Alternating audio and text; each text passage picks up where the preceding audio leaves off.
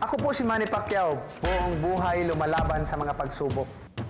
Alamin kung paano maging handa sa mga kalamidad sa Safe Steps. Laging unahan ang kalaban, subaybayan ang lagay ng panahon, at maghanda ng mga pangunahing pangangailangan. Kapag may babala ng baha, patayin ang kuryente at lumikas agad-agad. Kung hindi na makalikas, lumipat sa pinakamataas na bahagi ng inyong lugar. Huwag maglakad, lumangoy, o magmamaneho sa rumaragasang tubig.